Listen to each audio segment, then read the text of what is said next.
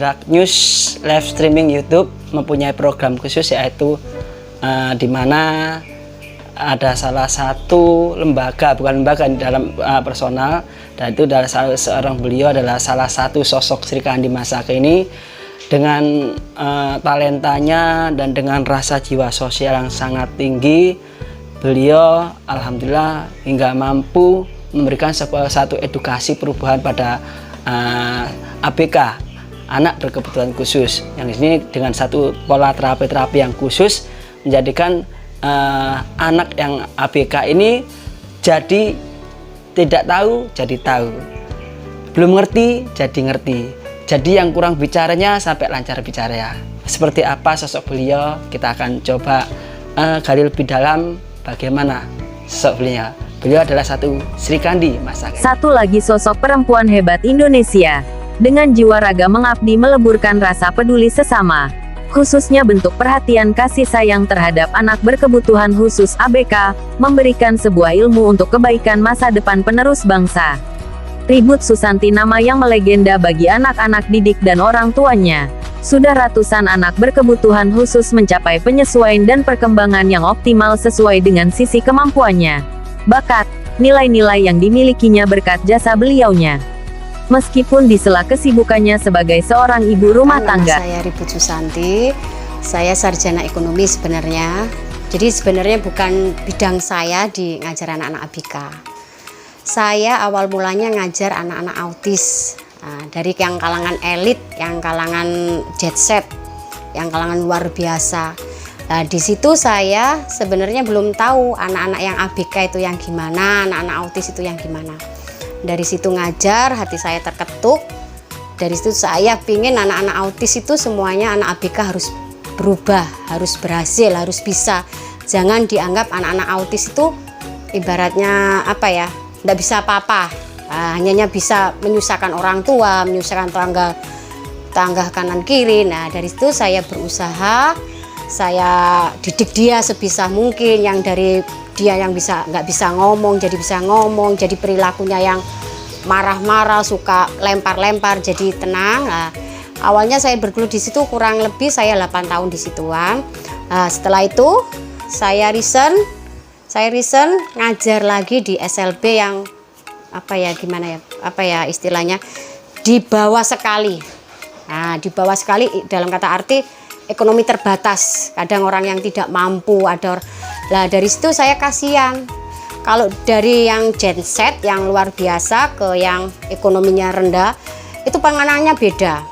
Kalau di sana semuanya terapinya lengkap, sedangkan di SLB yang saya pegang itu dia hanya belajar dan belajar aja. Lah, dari itu saya akhirnya buka sendiri. Saya terapi setiap hari, murid saya terapi, biarpun saya nggak digaji, nggak apa-apa. Jadi pagi waktu pembelajaran mau dimulai itu saya terapi, istirahat saya gunakan terapi juga bagi mereka yang tidak bisa ngomong atau perilakunya jelek. Dari situ. Nah, setelah sekian lama saya merasa mengundurkan diri. Setelah mengundurkan diri, saya sebenarnya sebenarnya itu hanya ngajari anak-anak belajar aja di rumah. Tetap di SLB itu, anak-anak SLB yang besar-besar saya ajak ke rumah belajar. Lah, dari situ awalnya saya buka terapi kayak gini tuh, dengan satu syarat, membantu mereka yang kurang mampu. Nah, jadi getuk tular sampai kemana-mana. Sampai di rumah sakit itu banyak yang mengenal, ada yang kenal gitu loh. Jadi ada yang mamanya kerja di rumah sakit, menyarankan ke sini, semuanya ke sini. Gitu ya. Saya sih pinginnya ya, insya Allah mudah-mudahan kalau ada, kepingin kayak ruangan ini kan memang kurang layak gitu loh. Nah, gimana ya, mintanya yang lebih layak, soalnya anak-anak juga kan, saya juga kan nggak cari maksudnya kalau saya ningali maksudnya budget ya saya suge. Jadi saya seikhlasnya saja untuk membantu mereka. Jadi getuk tular dari Driorejo, ada yang rumahnya Tulangan, terus ada yang dari Kenjeran, Benowo, semuanya banyak yang di sini. Banyak murid saya juga banyak yang sudah lulus, Mas. Jadi sudah berapa anak ya sampai lupa saya. Jadi awalnya bisa ngomong, nggak bisa ngomong jadi ngomong. Mas, seumpama anak autis, kita ambil anak autis. Anak autis itu terapinya banyak. Kita ambil terapi perilaku, kepatuhan, kontak mata, terus komunikasi dua arah, perintah sederhana. Terus kita ngambil ke SI-nya gitu. Terus ada lagi anak yang Down syndrome. Anak Down syndrome itu kita terapi bicaranya juga, belajarnya. Jadi kita biasanya di tempat ini anak-anak belajar bermain sama kayak gini ya Mas. Nah ini kayak ini kita termasuk ke okupasinya, kayak permainan edukasi ini. Nah ini sebenarnya kurang banyak Mas, cuma hanya punya satu saja. Sebenarnya harus punya minimal sebenarnya punya 2 atau biar nggak gantian. Ini saya cuma satu aja, soalnya kenapa? Budgetnya mungkin ya nyun sewu kita nggak ada juga ya. Terus kayak mainan kayak gini tuh sebenarnya juga harus punya lebih dari 2 biar nggak royoan. Soalnya biasanya anak royoan. Ini juga. Nah, terus setelah itu biasanya 1 bulan sekali kita ajak anak-anak itu main di luar atau ke olahraga bersama, berenang, atau kita kunjungan ke PMK, terus ke kebun bibit, kebun binatang, itu. Terus ke taman-taman yang dekat-dekat sini biasanya kita ajarkan untuk ketangkasannya dia. Biasanya kan ada yang takut apa ya, kayak naik ini loh Mas, kayak papan titian, naik ayunan itu ada yang takut. Nah, kita ajarin supaya dia nggak takut. Terus kita ajari ke SI-nya. SI-nya kita kan kayak main tepung, nangkap ikan. Nah, dari segi kayak gitu, itu kebanyakan anak-anak itu takut. Nangkap ikan belum banyak pernah kan lihat video. Itu takut. Nah, padahal hal yang sepele. Terus bermain tepung, bermain air, tuh. Itu kita ke SI-nya. Terus ada lagi kita nanti ini rencananya bulan depan kita mau ngajak anak-anak lagi olahraga ke lapangan 21 situ. Kita ajari ke motorik kasarnya. Jadi kita ajari merangkak, berlari, menendang, menangkap, tuh. Jadi anak-anak gini terapinya banyak sebenarnya Mas. Makanya tempatnya ini kurang memadai. Ya kepinginnya sih, saya kepingin banget ya tempatnya ini apa ya, kita perluas, kita perbesar, bukan dalam arti terus apa enggak, biar anak-anak biar nyaman belajarnya, biar nggak uyel-uyelan. Terus fasilitasnya juga kan kita terbatas juga, kita akan pakai kipas angin. Terus tempatnya ini kadang kalau belajar kan anak 3, anak 2 gitu kurang, apalagi kalau tantrum marah tuh. Jadi kepingin tempatnya agak, sebenarnya sebelah ini sudah ada lahan, cuma dana untuk pembangunannya kita memang belum ada budgetnya gitu. Terus apa ya, juga kepingin ada yang dampingi saya kayak guru gitu loh, yang mau bantu saya cari guru yang mau bantu saya juga nggak nganu. Soalnya kan kita kan nyun sewu, kita kan seikhlasnya. Jadi kita untuk bayari juga ndak apa ya Mas ya, nek ngarani ndak ada dana ya. Jadi kita mesti kalau ada orang, Mbak saya nggak bisa bayarin, soalnya kenapa? Saya juga kan seikhlasnya dari mereka gitu. Jadi kita nggak bisa nentukan kamu tak bayar segini, nggak bisa. Karena setiap orang berhak untuk memperoleh pendidikan, termasuk anak berkebutuhan khusus. Anak berkebutuhan khusus adalah anak dengan karakteristik khusus yang berbeda dengan anak pada umumnya, tanpa selalu menunjukkan pada ketidakmampuan mental, emosi, atau fisik. Untuk itulah sosok Sri Kandi secara mandiri mampu memberikan sebuah metode pembelajaran secara efektif sehingga ABK bisa menyosong masa depan lebih baik. Tak mengenal lelah dan patas menjadi suri tauladan bagi kita semua. Segala bentuk pendidikan dan pengajaran di rumahku terapi ABK menjadi sebuah istana kegembiraan, kebahagiaan bagi ABK, dan dengan sukarela tanpa mematok harga terapi ABK menjadi referensi kalangan masyarakat menengah ke bawah untuk bisa menitipkan ABK mendapatkan perhatian dan pembelajaran sesuai dengan bakat dan kemampuan masing-masing anaknya. Saya dengan Tina selaku wali muridnya Aska. Selama anak saya dididik di sini, diterapi di sini, ya ada hasilnya lah. Hasilnya ya sudah berubah banyak, sudah hampir 50% ke atas. Jadi dia sudah bisa ngomong, sudah bisa bercerita, sudah bisa menjawab juga, sudah kontak 2 arahnya sudah udah bisa lancar ya. Jadi saya coba untuk saya suruh ambil apa gitu, dia sudah menangkap. Kalau dulu sudah nggak mau tahu ini ya, anaknya sudah cuek Mas ya. Dulu awalnya dari 3 tahun, terus sebenarnya sudah mau saya terapikan, berhubung pandemi di rumah sakit tutup kan untuk terapinya. Sedangkan saya informasi khususannya ini baru-baru ini, jadi hampir sudah 5 bulanan. Jadinya ya kita tahu dari wali murid teman saya, coba diterapikan ke khususan. Ya, akhirnya saya coba akhir bulan November itu saya coba ke sini, ternyata ya lumayan, alhamdulillah hasilnya juga ada gitu. Dan juga untuk kesininya pun juga nggak memungut biaya juga seikhlasnya kita, semampunya kita. Jadinya tidak ada maksudnya biasanya kalau untuk berkebutuhan khusus itu kan ABK kan banyak ya, jadi ya juta-jutaan. Nah, untuk buat kalangan ke bawah itu insya Allah masih bisa. Ya harapannya itu supaya tempatnya di khususan lebih berkembang dan juga bisa dikasih tempat juga yang besar, bisa layak.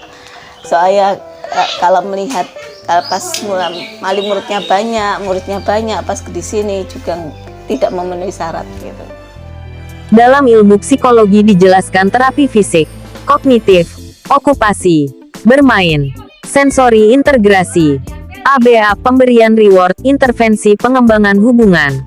Perhatian ABK bertujuan untuk melatih bagian motorik halus anak, dilakukan dengan gerakan presisi, seperti contoh dengan permainan ketangkas otak, belajar langsung mengenal objek, membaca, menulis, belajar berkata. Pijitan anggota tubuh yang mampu merangsang energi positif motorik pada anak ABK, merupakan suatu proses untuk meningkatkan kemampuan diri dan mengurangi gejala penyakit. Sensori otak kiri, otak kanan, terus pijat oral buat bicaranya, kita pakai pijat oralnya kita pakai ini ya, sikat oral namanya, atau sikat bayi dari pijen, yang ini bentuknya. Terus kalau sikat yang buat motoriknya kita pakai mana mas sikatnya? Pakai sikat ini namanya sikat sensori buat motorik halus sama motorik kasarnya. Buat ya sini ada tuh biasanya capek kaki-kakinya juga, jadi kita pijat juga kakinya biar dia nggak capek, biar tidurnya nyenyak ya Maya.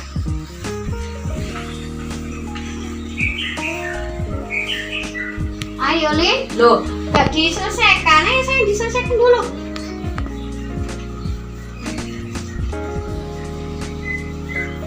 Ini nanti langsung Ada nggak tidur sih nggak saya pijat oralnya ya, yang tadi pakai sikat bayi pijen pakai air, terus caranya kayak gini. Ini di belakang telinga ini, kalau anaknya berat aja kita gini kan, anaknya berat, nah jadi kita kemping gini.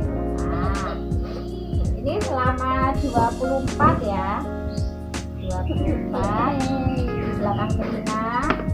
Kita akan pinjam dulu sari terus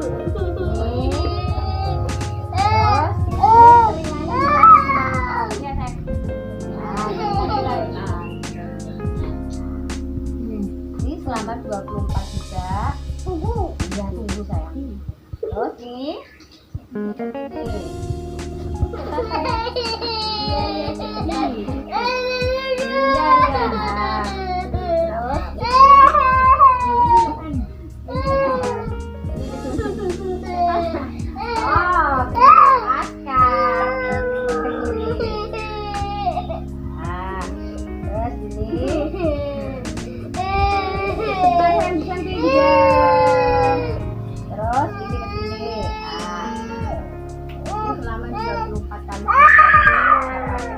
nggak pakai ini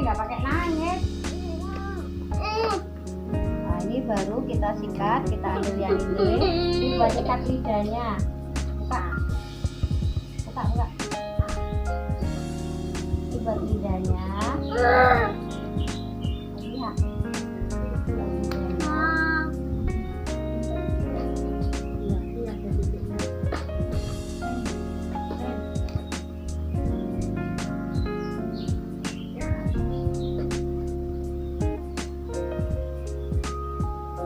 Ini resikonya kita sedikit ya. Resikonya kalau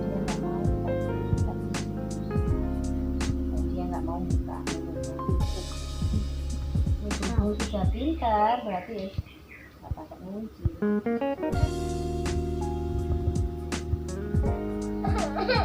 Oke, sip.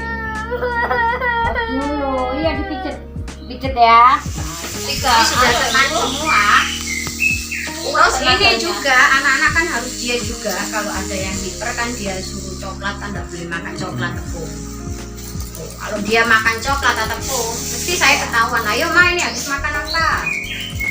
Mesti gitu ada tantrumnya, marah. Terus dampaknya makan tepung atau coklat itu mungkin efeknya seperti apa, Bunda? Anaknya marah-marah, terus ada nggak konsentrasi juga. Terus ada yang nangis saya, ada yang muter, nggak bisa duduk, nggak bisa diem pokoknya. Ada, nggak bisa diem. Pokoknya tergantung anaknya juga. Jadi makanan-makanan yang mungkin bukan dilarang masuk diantisipasi itu selain coklat atau tepung itu apa aja, Bu? Ini makanan apa? Makanan yang kayak mie goreng, nggak boleh berebut. Saya bentar Aska, kamu dipijit.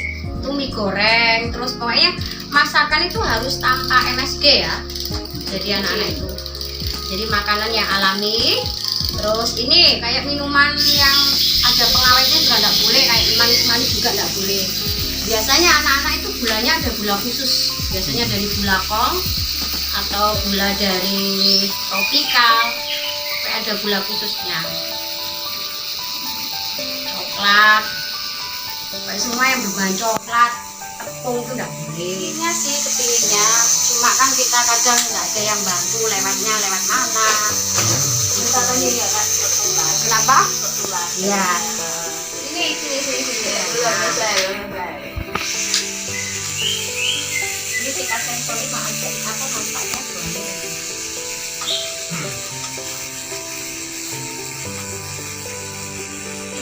Demikian liputan terkini, terima kasih telah menonton.